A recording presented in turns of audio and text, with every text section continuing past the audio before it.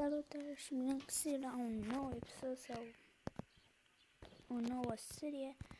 Este vorba despre Ice Cream. În Ice Cream este un om de înghețată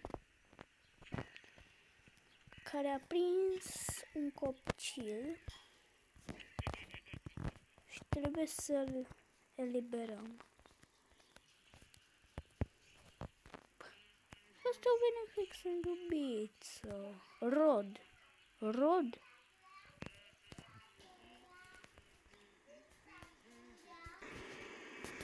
Și am venit la shopping. Asta e că nu trebuia să vin aici. La stal. Oh my god, nu trebuie să aștept toată reclama. Încerc să nu mai bage reclama.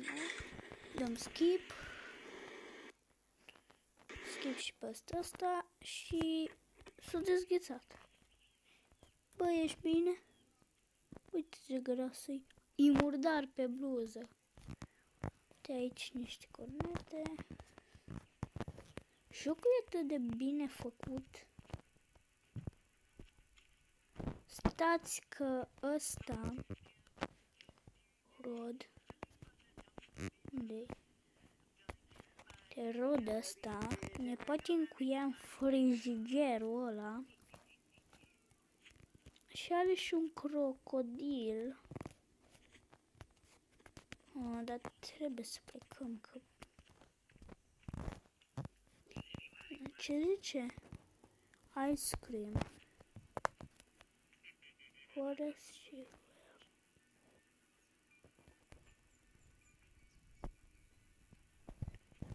Ok, să ne ducem la parcul de copii. Ce am făcut cu mobizenul? I-am dat un deget de s-o aruncat. Săracul. Deci... noi avem nevoie de o vestă. Văd și acolo. Și poate într-un episod o să vă arăt cum îi facem farserul ăsta. Aha, ne putem ascunde aici dacă ești pe mod. Eu sunt pe modul Ghost, să fiu în formă, să mă antrenez.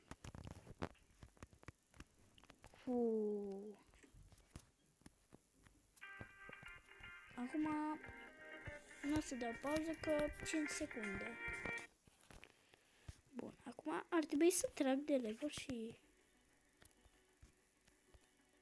Oh my god. De levelul ăsta. Sunt foarte multe. Nu. Du-te înapoi. Ăsta am încredere.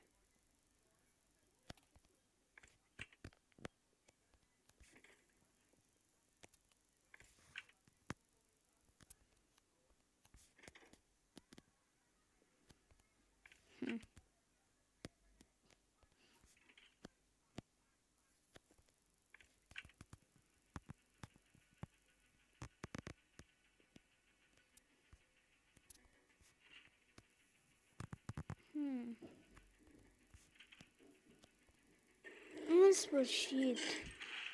De ce au tras focuri de înghețată? Unde ești? Acum trebuie să căutăm o vestă. Ce? Jacheta gardianului. Și ca să nu ne mai tot plimbăm, să o găsim. Zic eu. Acolo?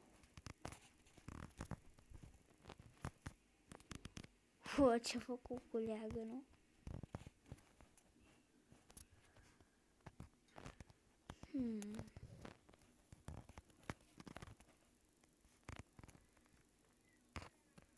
Nu.